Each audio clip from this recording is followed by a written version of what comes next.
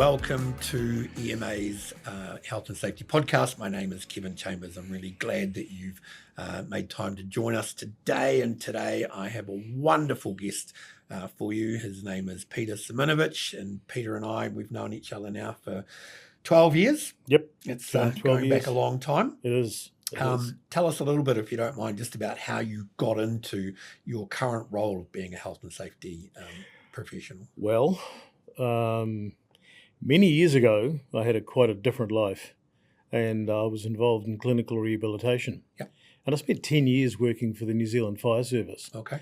And my job there was fundamentally to fix broken firefighters and get them back up to operational duty. Broken with respect to their physical injuries. Yep. However, one thing that struck me was that we weren't really dealing too much with the psychosocial side. Okay. And we were getting guys going out to some pretty traumatic events. And you don't just ignore that. You don't just normalize that. And I got to thinking, well, where's the silent harm management? Mm. And so the fire service at one point restructured and shifted all the clinical staff out for private providers. And I took the opportunity to go back and retrain. Yeah. But I retrained in psychosocial health. And this is before people were talking about. This is 20 some years ago. 20 odd right? years ago, yeah, a long time back. Yeah. And it got me interested in that side of it. So when I retrained, I came out the other side. I lectured at university for a number of years. I lectured in sports science and rehabilitation at a polytech for about 8 years. Yeah. But fundamentally, when I looked at the other side of it, I thought there's got to be a bigger picture here. Yeah. And so I had the opportunity to come and meet with a senior manager here at EMA and told them what I thought we could do. Yep. That we need to put some emphasis into the mental health side because that was going to be a burgeoning problem. And the rest is history, right. Really. And so I've worked with EMA now for, as you've mentioned, just 12 years now, and fundamentally mostly in delivering health and safety, but through the lens of why people behave the way they do. Yeah. So looking at the psychology background, which was my retraining, I started to look at things through a different lens, and that was why people do the way they do. Yeah. And on that basis, it gave me a whole new insight. And so a lot of the programs and research that I've worked on over the number of years have involved in the motivators, the way that people do things, why they do things, why they don't do things as well can be quite important. And so with especially since COVID, that increase in the drive towards managing stress, anxiety, these are the areas that I've come to specialise in. Yeah. And so I look at health and safety through a slightly different lens, but try and add the silent killers, the harm that isn't common. And this is why we brought you in today. Ladies and gentlemen, today our topic is burnout and managing stress in the workplace. I like the way you've expressed it, the silent killers, because we don't see it. No. We don't often see it until it's too late. People that are experiencing burnout don't often realise that that's where they are until it's too late. So can you give us just some insights? So firstly, from a bystander's perspective, what should we be looking at for our staff that would enable us to identify that they are experiencing excessive stress and closing in on burnout before it actually happens? Well, we've got to address a point that you've just made, and that is we don't notice it. Yes.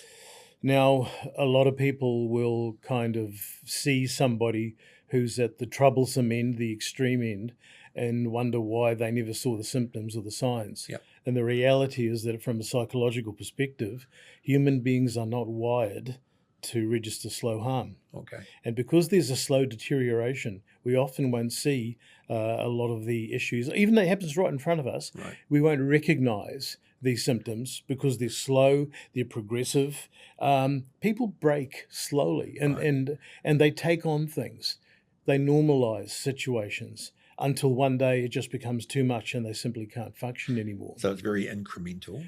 Completely. And is there an element of masking involved? Not that I want to put any onus on a person that is suffering burnout, but is it also maybe that we're really good at masking the distress that we're in? Or Yes, well, we will normalise things. Yeah. The example that I use when I'm talking about health and safety is that if you put a sign on a wall that says high vis must be worn at all times, while the sign is there and fresh, people notice it, Yeah. but it gets absorbed into the background information, and therefore it's no longer relevant. No. If somebody makes a slight change, people may notice it. It's more of a intuition that something's not quite right, but then people dismiss that as their own as their own kind of imagination. They're thinking their cognitive biases are getting in the way. Completely. Yeah. But when you've got the individual themselves, they will often not recognise it within themselves. In fact, one of the biggest issues that we have to face when dealing with helping somebody through these stages is getting them to acknowledge there's a problem in the first place. Yep. If the problem's not acknowledged, then there's nothing to fix. So an element of education could help? Education is self-awareness. Yep. I would put it down to self-awareness. Yep. Yeah. So simply maybe then, and again, I'm not trying to put words into your mouth, but I'm hoping that we can suggest some better ways forward. If an organisation is able to make awareness of stress and anxiety and burnout so that it's something that people do talk about more regularly, then that, would you argue that that is hopefully going to enable people to recognise it, both them in themselves, but also in their colleagues? Completely. Look, the problem has always been that we don't talk about it. Yeah. And my point that I make a lot of the times is that the monsters only hide in the dark. Yep. And we can't fix something that we don't acknowledge. Yep. Now, one of the questions you asked as well was, what signs are there? Yeah. People may notice that somebody is withdrawing. They're becoming silent. They are taking work home when they shouldn't be because they're not getting it done during the day. They have a propensity to lose value for the things that matter to them most, spending time with friends, children, families, pets. And consequently, this is the whole idea of they're trying to spend more time doing something, but the reality is they're actually achieving less. Right. Their productivity is dropping even though they're putting more energy into it. Completely. The productivity at about 50, 55 hours drops significantly. Yeah. So they're not really getting much more. So to the point of what can businesses do about it, it's awareness. It's having that open conversation. Yep. It's saying to people, talk to us about how you're feeling. Now, it's incumbent on managers to play a significant role in this piece. And if you bear with me on this point, Please. There's sort of like this idea that we teach people how to treat us. Yeah. So if you have an ethical worker, a honest worker, a hard-working worker who's accurate, who's meets deadlines, but the colleague that sits next to them is unproductive, spending most of their time on the internet, the manager will give their work to the person who will get the job done. The payoff for the manager, of course, is that they don't have to follow up. They know the job's going to be done and to a high standard. But if I give it to the person who's not as productive, I'm going to have to follow it up. I'm going to have to check it. I'm going to have to look for accuracy. They're actually creating work for themselves. So by being a diligent hard worker, they have taught the manager to give them the extra work. And where the manager falls down is to not hold underperforming team members to account. Right.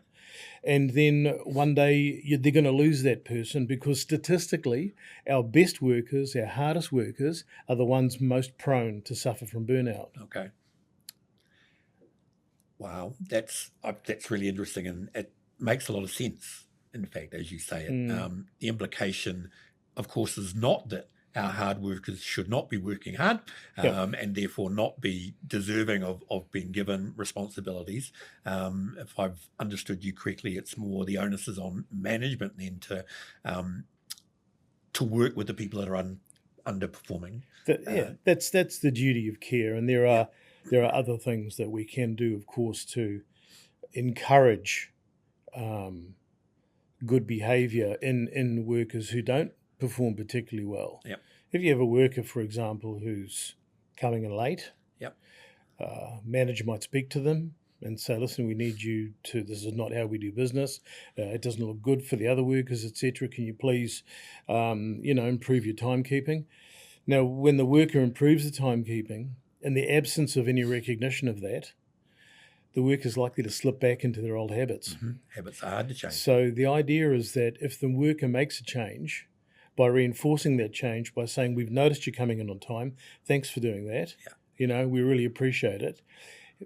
The point I'm making, I think, is that you never get the behaviour you want by focusing on the behaviour you don't want. That's worth saying again. You never get the behaviour you want by focusing on the behaviour that you don't want. Yeah, and you need to be the behaviour that you want to see. That's absolutely it. Yeah. We'll bring it back then to, again, people that are suffering from burnout, that are that have stress, and if I've heard you correctly, they are more often likely to be the high performers, and part of being a high performer is wanting to do well and wanting to be noticed. The self-awareness, I think, is probably the really challenging one to overcome. As we talked about earlier, people don't see it until they're experiencing it, and by then it's almost too late. What things then could an individual be focusing on to ensure that they're able to recognise that they're at risk? Again, it's going to be a blind spot. Yep. If it's not broken, there's nothing to fix. So, however, and this is a problem that I struck. And so with my work through the EMA, I needed to develop a tool that would take something that was primarily quantitative in measure, or qualitative in measure, should I say, and make it quantitative. So how do you measure an emotion? And so there's a tool that I have that I developed, which works on the basis of pointing out where it's kind of like the concept of an eating diary, where you record, instead of food, you're recording things like emotions. You're recording the things that you don't like. You're recording the things that cause you stress, and you add a value to that, which is completely subjective, but so it should be, because it's the way that person experiences it. You're recording them in hindsight? No, it should be done best at the time, because emotions will change over a period of time. But an element of reflection involved in. And you've also got to record the good stuff, the things that you enjoy. The way that I put it is, write down for me and list the things that you don't look forward to, things that you'd rather not do. And then list for me the things that you really look forward to, the things that you want to do. We apply the scoring to that, and then we take the look at the raw data. What are these two numbers telling me? And I've got examples of people that have scored so diversely differently on those two measures that they suddenly wake up and go, I didn't realise it was that bad. Right. Is this a tool that could be used to identify people that are likely to be at risk? Or is it more just a tool for the individual then to see, well, how am I flowing through this period of time? This is very much an individual tool. Once that acknowledgement has occurred, then we can use other things to help that worker through a difficult position. But it's about having that conversation. And if I might just elaborate just a little further, the tool also not only looks at acknowledgement, but it gives a manager or somebody that was speaking to them a sense of where things might be going wrong. So, for example, if a worker is feeling stressed because of a particular type of task they do, a part of their day working with a particular individual, by changing those individual triggers, we can reduce the overall stress load on that individual. So it gives us, we look at the triggers and say, where's the commonality? What things are occurring? Are these major? Are they minor? Are they chronic? Are they sudden? And by giving us that knowledge, it can point us in a direction. It'll give us something concrete to work with, rather than saying, well, we hope you feel better. Well, I'm sure we do, but we will feel better if we do or have a look at this for you. Are these things unexpected? Are they Completely. periodic? Is it something that we can Yep. plan for? Yep. It's the audit time for the year. That's a stressful time. So Absolutely. therefore, when the audit's happening, we need to find ways of ensuring that some of the individual's other responsibilities perhaps are shared amongst their team. Precisely, yeah. You've mentioned duty of care 2 or 3 times. In the Act or in the regulations, is there, do they state that anything specific about a duty of care with regards to burnout, stress, anxiety? Yeah. The duty of care sits in the same place as many things. If you look at the Act, it's actually saying those who create the harm must manage the harm. Okay. Now, if a worker is working 2 jobs or they have a home life that's putting a lot of stress on them, an extra load there's no duty to manage that person's private life. And as a result, they only have they can only really manage the things over which they have influence over. Influence.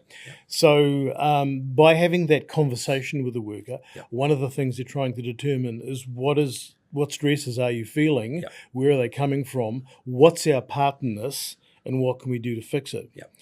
But the law says that there's no duty to manage personal stress. However, the workplace should not add stress to that person's life. And ideally then try to work out where is the stress coming from. Is it to do with workload? Is it to do with work duration? You got it. Is it to do with, and help me out here because I'm going to run out of examples in a minute. There's the type of work to do. There's the as you mentioned, double shifts. Is there the type of people that they potentially work with? Well, are they working alone when they should be having? I mean, the list goes on for quite a way. But ideally, then a duty then at least to investigate if such stresses could exist within their workforce. And there's another point, which of course, what does good look like? And so that's subjective, right? It is. There are guidelines now that give us. Tell us more. We've got approved codes of practice under the International Standards Organization, and the number for that, in case anybody's interested, is the ISO 45003. 45003, ladies and gentlemen. That was published recently, right? Yes. It was. I think from memory, don't quote me on this. It was actually formulated in 23. Okay. I think it was sent out in 24, but it's only really kind of hit the shelves, as it were. It still may be behind a paywall for all I know, but that is a guideline for workplaces to show what good looks like. And it specifically deals with categories like overwork, having the right type of tools for the job, the stresses related to long work hours and all that.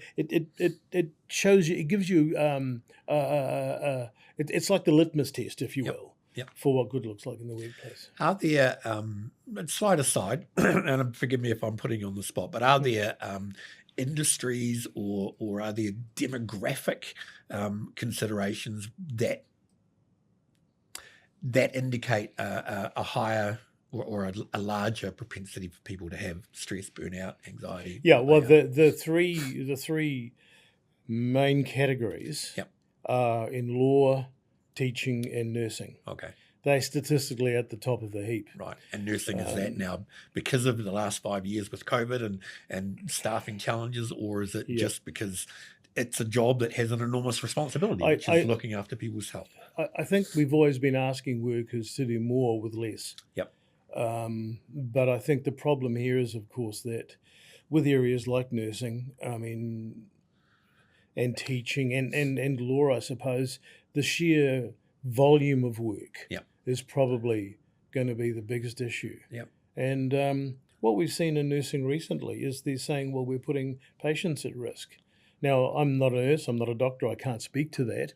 But if that is their perception, if that is what they feel is happening, I think it's at least worth the conversation to say exactly how bad is this problem. Right. So, again, that's that duty of care. Do you have any final words that you would want to say to, let's say, okay, let's imagine that we've got a person, they're a health and safety professional, they're relatively early in their journey, and they've started work in an organisation, and things are great, and they're like, I'd like to introduce more of an awareness of psychosocial risks.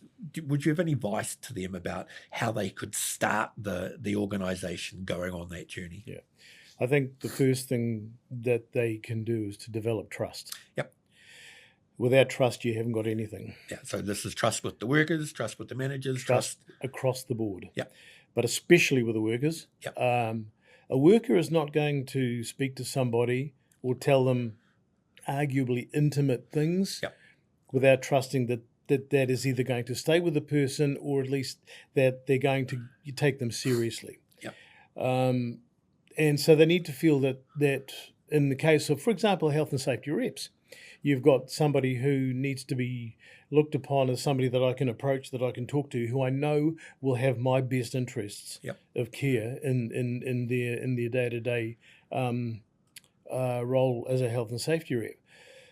That rep also has to be able to develop a relationship with management to know that if this rep comes to me with a problem, there must be something I need to look at. Well, they're the conduit. And then to trust that. I've always said about management is when you say, for example, you have an open door policy, you better mean it. Yeah. Because the first time a worker approaches you and gets told to go away, that'll be the last time you see that worker in that situation. Yeah.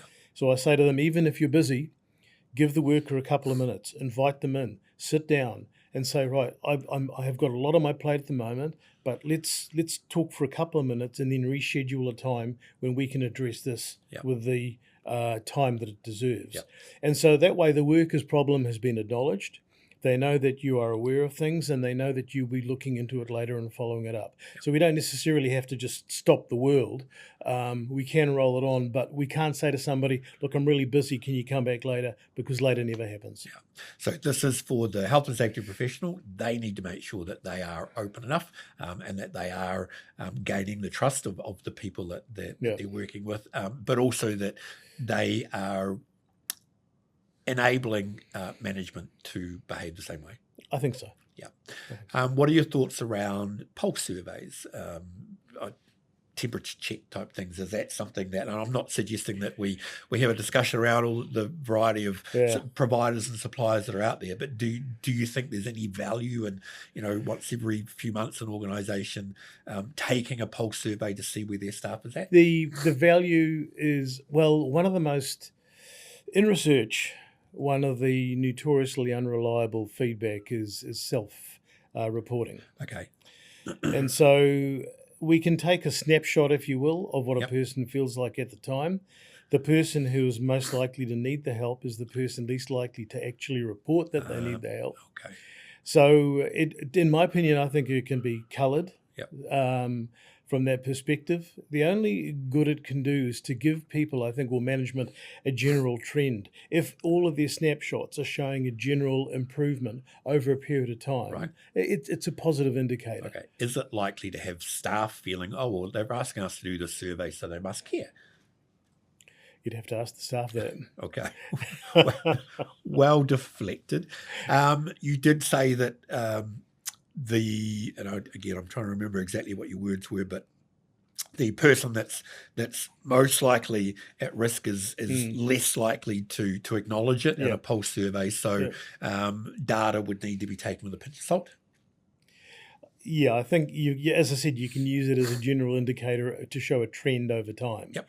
But I don't think that any individual, because we know there are ups and downs in life, there are ups and downs in business. Yep. There are times where people are crazy doing stock takes and other times when it's very, very quiet. Yep. Christmas is a case in point. So if we look at those times, we would expect to see changes. Yep. But if we're looking at times when things should be quiet and we're not seeing any drop back, maybe things like that might indicate there's something else to look at. Okay.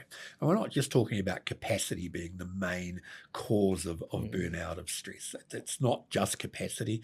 Can it be lack of support? Can it be too much responsibility? There are other triggers, I think is the word I'm looking for. Look, if you ask any ethical worker, why don't you get somebody else to help you? Yep. They'll often say it's just easier if I do it.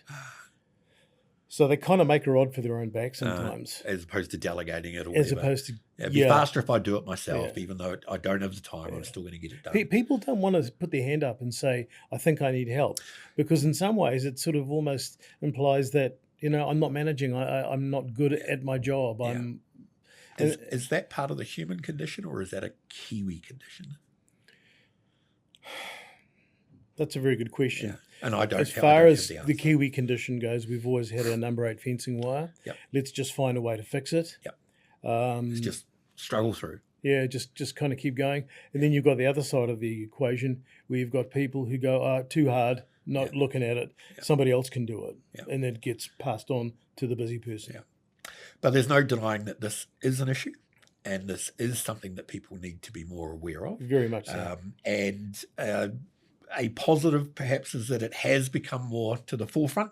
That's not to say that it didn't exist 20 years ago. It did exist 20 years ago. People weren't talking about it. People are at least talking about it now. Well, the World Health Organization has finally defined burnout as a syndrome, which basically means it exists. Yep. And we're not seeing any decline in burnout. We're only seeing increases. Yep. It started with COVID, and it's progressively increasing because people are trying to do more with less. And because of that, they're asking more and more from people. Right.